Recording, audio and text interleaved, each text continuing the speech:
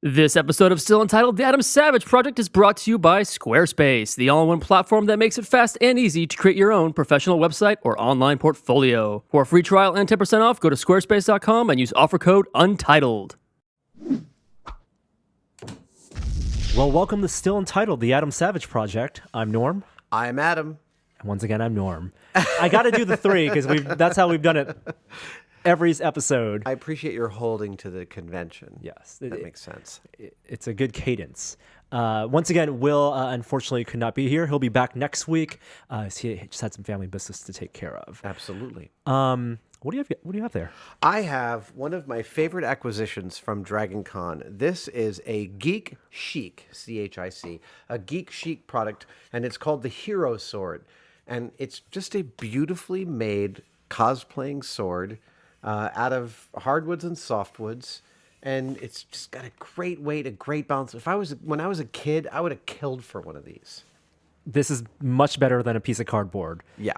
Oh my goodness. Yeah, I think I was walking with you at Dragon Con by the booth, and this company makes, I think they make tables and coffee tables, dice rollers, for D&D. and just a whole series of these wooden weapons, everything from like staffs to axes to broadswords. Yeah, and it's just this beautiful products. I really like this. I'm going to go to their website, and I must say, Geek Chic, I plan to modify this, not because it's not perfect, but just because I like to make all my toys. Let's give it a little bit more. So I may do some jewelage here in the base. I may do a wrap here of some leather, maybe some kangaroo hide on the handle. Oh. I'm not even sure what else I might do. That's something, because people can buy the sword online. Yeah. I'm sure they would want to know how they could augment their own. Absolutely. Oh, maybe I should do that as a build. Yeah. Absolutely. It's done. One day build coming up. Adam Savage modifies a Geek Chic sword. Also, the price was fantastic. This was $90. I don't know if that reflects what their price is online or if that's a Dragon Con special, but that's a stunning deal for such a beautiful piece of work. Safe for kids? Safe for kids? Well, I can't say yes. But here's the reason why. I'm a dad, and no good ever came when one of my children was holding onto a stick. Nothing good ever happened. No day when they were holding a stick was ever a day that ended with me going, boy, that holding onto a stick, that was the best part of today. I had them, they destroyed a television of mine once. They've smacked each other in the face. One of them not broke a nose, but gave another a bloody nose. I mean, so I can't say safe for kids. At the same time, when I was a kid, I would have loved having one of these. Be an awesome dad, Adam. I am. There's this thing that you don't know about me is I'm a much stricter dad than you'd imagine I would be. Wow. My kids are better. They don't mind. They know the strictness. They're good. This is good for kids at heart. Yes. We'll put it that way. When you're young at heart. Yes. I want to start off today talking about the Behind the Myths tour. Oh, right. Our show. Yeah. I never seen it before until Dragon Con, and you mentioned in last episode that you and Jamie are going to be going on tour again. Yes. There's actually a show coming up in San Francisco. There's on October 12th, we're doing a matinee at 2 p.m. and a show at 8 p.m. Wow. Have you ever done that? 2 shows in one day? Oh, yeah. We've done a whole bunch of those. So you've been doing it for about a year now. A year and a half. And for people who don't know, what does that show consist of? It is a touring live stage show starring Jamie and I, pretty much only Jamie and I, and a whole bunch of members of the audience. We labored long and hard at the beginning over how the hell are we going to translate what Mythbusters is and means to people and to us to a stage performance. We really had no idea, except that when we started to think about it, we knew that we wanted to take the irreverent sense of humor that we had and a little bit of the subversion that we have just by dint of having a weird dark sense of humor and put that on stage. And then the place where we really hit pay dirt in terms of understanding the shape of the show was when we realized we wanted to bring lots of people up on stage. that we could use the audience as test subjects, and that was a bonus, that they could have fun too. So we bring, I think, 13 people total up on stage during the course of the show, and we film them on high-speed camera. We pit them against each other in feats of strength. We give them tests of character. We change the way they see things, and eventually we shoot somebody. It's all safe. It is all totally safe. This is actually great for kids. It is fantastic for kids. And that's not to say that it's not great for adults, too. We look out and it's like tons of families, tons of couples, tons of science teachers, man. And we bring kids up as young as 7 or 8 years old, and people old as 80 have been on stage and had a great time. So, yeah, to get more exact, we took as our guiding principle for this show the idea of perception, of the fact that it could be stated that the enemy of science is bias. And bias is a predilection to come to a certain conclusion. And there are umpteen ways, I think well over 40 or 60 different classified types of bias that humans engage in every single day. There was actually a beautiful Creative Commons stack of all the cognitive biases, which I turned into a poster. I don't sell it. I just made it as a crew gift for my crew because it's so beautiful. And I laid it out kind of the way the designer had laid it out. And this poster of all the reasons you're wrong about stuff. And it's almost impossible to look at and read more than 5 or 6 of them because you just start to feel so bad. I'm a terrible person because I have all these You're like, biases. oh, I do that too. Everyone you read, you're like, oh, I totally do that. Oh my God, I do that too. So, sorry, that was a long way around of saying that the enemy of science is bias. And another way of thinking about bias is looking at something from the wrong angle, looking at it through the wrong lens. And perception is all about changing your vantage point. And Jamie and I like to say that we don't get along necessarily as friends, but we get along great as partners because the difference that we have creatively, experimentally, and from an engineering standpoint gives us a kind of a binocular vision to apply to any specific problem that we've got to solve. And that binocular vision allows us 2 different vantage points on a problem, and it illuminates all sorts of things that wouldn't have happened if we were looking at it from a single vantage point. And so we try and play around with the audience a little bit on stage to demonstrate that like science is really about trying to look at something, until you understand it, and also having a lot of fun. Fun is a key part of both science and our show. Binocular vision. Are you the one that's always right? No, not by any stretch of the imagination. Jamie's right an annoyingly large portion of the time. No, every single partnership of any kind is a complicated relationship. Yeah. There is nobody who, even if you think they're best friends, doesn't have a lot of conflict, just because even to do something alone requires conflict. Even to do something to do your work at a high level alone, you're in conflict with yourself. You're trying to get past your own predilections. You're trying to make something better, make something of a higher quality. When you're doing it with someone else, it's no exception. I want to also ask about some of the behind the scenes stuff because there are big machines at work on this show, and something I noticed when watching the show, something didn't go as planned, and you climbed on one of the machines and started tinkering with it. So you're actively involved in the maintenance and operation of these. Absolutely. So I want to give a shout out to our director. So the show is promoted by Magic Space. Lee Marshall from Magic Space has been our tour promoter since the beginning, and we just love him. We love working with him. He brought us director Jim Milan, who'd worked with my friend Todd Robbins, who's the voice of the Coney Island Sideshow, and Teller, and he directed our show and did just a stunning job. And it involves, a bunch of large set pieces, which we designed together with Jim and designed the pattern and how they work with the audience. But they don't always work. And the show you saw at DragonCon, which was really a stunning crowd. I mean, just a crazily enthusiastic crowd and so much fun to perform for. We have this big thing called the Rat Race, which is a couple of bicycles that pump water. I don't want to go into more detail than that. But one of the pumps didn't work on stage. And this happens, honestly, this machine is an ass kicker. That happens like every third show. And it's almost like it's breaking into the show. I think we could fix it if we just applied, a little bit of money and a little bit of time. But it's so much fun to repair it on stage, and the crowd gets so into it. Yeah, because you don't know if it's scripted or not. No, and I think you don't know if it's scripted, but you can tell something really fun is going on. So it's like, you sort of don't know it's scripted, but whether it's scripted, but you start to suspect that it can't be, because this is too cool. This is too fun.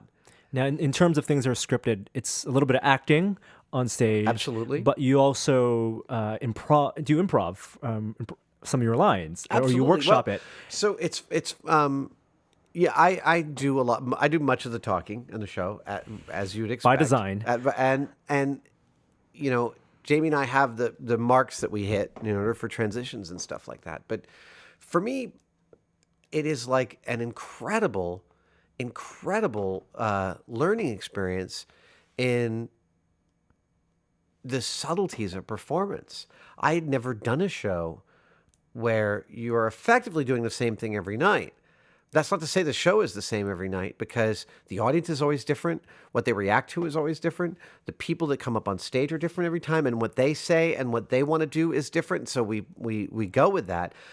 And then even more than that, I find that I find the practice of changing up a timing on a joke, dragging it out, shortening it, tightening it, getting rid of it, coming up with a new joke, coming up with a new way of telling something. There are whole bits where I only know 3 marks in terms of where I've got to hit, and the rest I wing it every single night. And sometimes I nail it, and sometimes I find myself not nailing it. I got to pull it out and figure out a way to get it back. And that to me is it's like going to college as a performer, and it's really invigorating. I have a fantastic time doing it. Now, that brings up a different topic. I didn't even think about this before. I don't think we've ever talked about comedy on this podcast. No, I don't think so. And that's something, when you do something like a Woodstock, Yeah. you do like a bit. I do a little bit of something that could be classified as stand-up. I think of it more as storytelling, and I think of it more as storytelling specifically because I have friends, good friends, who are truly great stand-up comedians. People like Chris Hardwick, Paul Provenza, Paul F. Tompkins, John Hodgman. These guys are the real deal, and I would not presume to class myself among them. I am much more of a storyteller than I am a stand-up comedian. But it's something that you enjoy doing. And It is absolutely. And, the thing that I have learned from going to see a lot of stand-up and being friends with stand-up comedians is one of the key things I've learned as a storyteller, as a writer even, is that a stand-up comedian really understands how to take a joke and get a lot out of it. Now, there's this thing that I do that I didn't know why until my friend Eric Mead, who's an amazing magician, told me. I like to tell jokes, but if it's a Shaggy Dog joke where it's like a long meandering story to get to the punchline, I never waste anyone's time on the meandering. I tell Shaggy Dog stories really fast. And I was telling Eric, I just don't feel like it would be right for me to take a lot of time. And Eric said, well, of course not. You perform all the time and you're on TV all the time. So why would you, at a dinner party, take over center stage to tell some long, dumb joke? It's like you're recognizing your place and not taking the time to do a performance when you're hanging out with your friends. And I was like, right. So I tend to be overly brief. And this is also a problem I have in my writing. I tend to be overly concise, and I have to learn to actually flesh things out.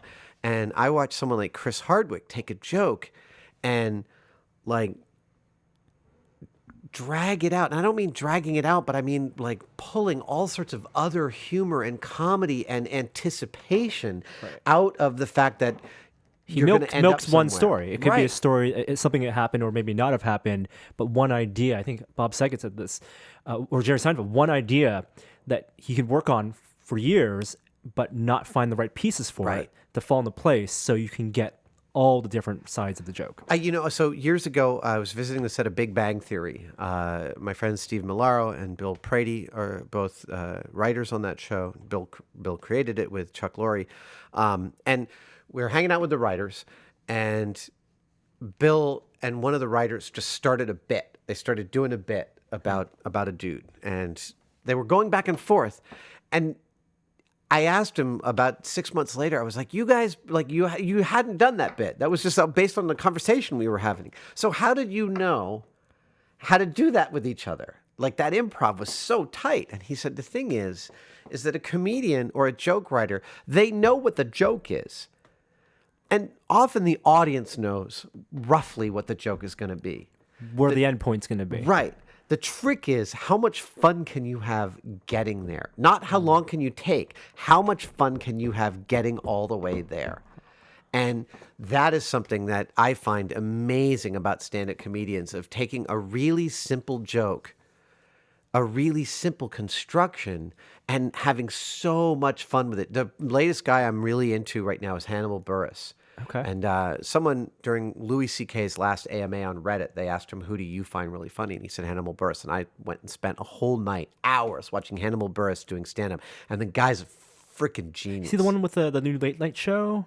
I don't know. Okay. Anyway. I don't know.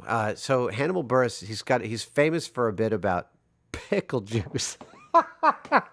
If you've ever seen it, you got to just Google Hannibal Buress pickle juice and then thank me in the comments to this podcast, because it's awesome. He's just, one of the things I love about his jokes are that he gets a lot out of just repeating something.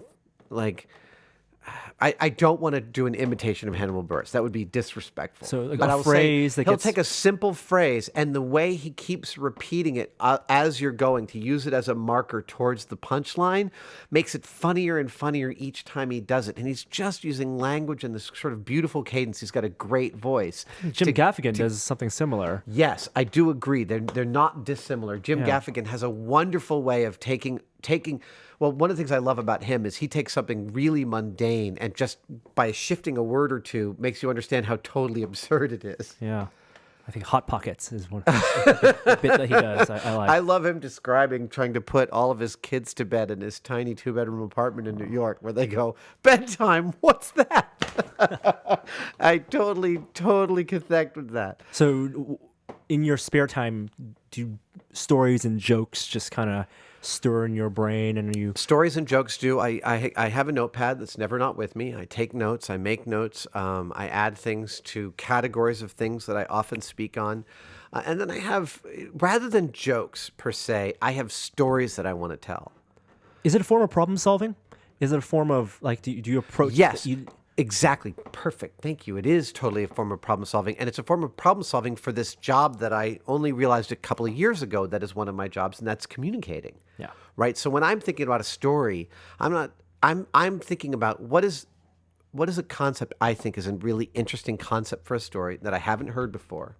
What is a way that I can tell the story that's deeply personal and has a genuine point to the end? There's nothing more fun to me than coming to the end of a story with a great point. I'm going to talk up myself for a second, but my TED Ed talk that I did about Eratosthenes and Armand Fizeau, Eratosthenes discovering the circumference of the Earth over 2,000 years ago, Fizeau discovering the speed of light over 150 years ago. I didn't come up with the ending to that TED talk until I was in the hotel room an hour before the talk. Wow. I'd flown a red eye. I arrived at the venue. I did the talk, which was 95% done, and I tanked it. I totally couldn't remember whole chunks of it because I was like bleary from the red eye. I said, I'll see you guys in 3 hours. I promise I'm going to come back and nail this. I really am. And I went back to the hotel room and I ran the talk about 40 times, just back and forth, back and forth, back and forth. And somewhere... this sounds like I left it till the last minute, but it is actually one of the ways in which I work. I think about things and then I engage with them late in the process to start to write them down or put them down. And then a structure becomes more clear. And this is part of the process. And there I came to the end of that story, which I'm deeply satisfied with. It's a little bit hokey, but it's perfect for exactly what I wanted to achieve. With comedy and writing in general, there's a lot of it where you take a step back and everything meshes together in a way that you can't necessarily explain in words. Like, for especially comedy, what's funny, like for some reason something's funny. You can't necessarily explain it, but you can dissect the pieces leading up to it. So it's a weird dichotomy of you knowing a structure and you approaching something analytically, but also having this innate feeling of what's actually resonating with. Well, and I mean, I think you're also referring a little bit to the callback, like a famous comedy construction of the callback, of taking a joke and referring to it later in the middle of another joke, and later and later and later. And I think that the callback is one of those ways in which the comedian also makes you feel when you're watching him like it's a community, because you're in on a joke. It's a joke you wouldn't get unless you've been watching from the beginning, and that makes it more intimate. Who's totally amazing at that is Paul Mercurio, not the dancer from Strictly Ballroom who was also in Exit to Eden with Rosie O'Donnell. Okay. No, not that Australian guy. No, Paul Mercurio is one of the writers on The Daily Show. He's a friend of mine. I've actually been on his podcast. And he does unbelievable at crowd work, which is, I saw him here at the Punchline in San Francisco, and I think in his whole routine he told 3 jokes. All the rest was just messing with the crowd and building jokes and comedy out of talking to the people in the audience and finding stuff that really generated real comedy. And it was incredible. And it made the audience feel like this was totally special. Yeah. And I think of that as kind of like the zenith of the callback, right? It's all this in-joke that you're part of. I think one of the great things about people being able to do podcasts and the internet and everyone being a writer in general, everyone can be a comedian. A lot of comedians are exposed now that they wouldn't otherwise have been. Absolutely. And find their audiences. Even things like Twitter. I think I read recently that Twitter is a great way to make comedians work harder, because if you have a gut response to a joke and you look on Twitter and 50 other people have that same response, like a current event or something, right, it's going to make you work harder and not get that more obvious joke. Well, and then there are people who have tremendous numbers of Twitter followers, like Tim Seidel, who tweets as Bad Banana merely because he's freaking hilarious. I mean, and some people really take to that form. Who else do I love? Megan Amram. She's awesome. Oh God, there's so many. Patton Oswalt. Yeah. Patton Oswalt is a Twitter warrior. He's a comedy warrior. He tells great stories. He tells great stories. I love Patton. We have a mutual admiration society. Actually, at Comic-Con this year, I got to introduce him to Vince Gilligan, who introduced our panel. Right. And that was really fun to watch those guys go toe-to-toe, because Vince really admires Patton's work, but he also loved his turn on Justified. And Patton is just a total Breaking Bad junkie. And they were like, oh. It was really fun. Wow. I don't know how we ended up talking about comedy. I think it was... Well, again, it goes back to it's funny. I started out building with Legos and wanting to build ships for Star Wars. And then somewhere in my teens, I got into acting. Like, I am a performer and I like performing. And I studied acting and drama and music, and did that until I dropped out of NYU a mere 6 months into my first year. But that sort of thing stayed with me. And I've always said, I think everyone should have a couple of years of acting under their belt. I think it's a great thing to learn how to communicate better with other people. And after 15 years of making things for a living, I come back to Mythbusters to call back to both all of my skills at making and all of my skills at communicating. And doing the stage show, the Behind the Myth tour, is a fundamentally different type of performing than on-camera performing. It's new, and it involves feedback from an audience, which is one of the other things, that I find most impressive about comedians. And again, I'm sorry for not naming Patton in that first group, because he's one of my all-time favorites, is the ability to listen to the audience. Most people get up in front of people, and all they can hear is the sound of their own heart beating in their ears, because it's scary to be up in front of people. Yeah. And when you do it enough, I think you start to be able to stop hearing only your own terrified mind, and you start, as you begin to talk, to be able to hear the audience and hear what their response is. And so in that sense, stand-up comedy is a pure way in which a performer interacts directly with the audience and takes their feedback and really works with it. And a good comedian is not good because they have great jokes.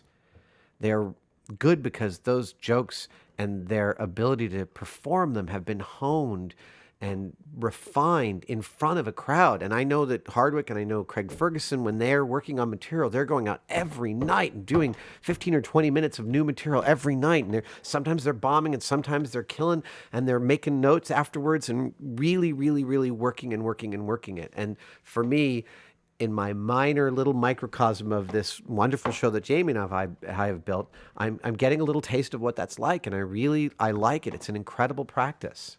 So if there's any takeaway, go see more shows. Yes.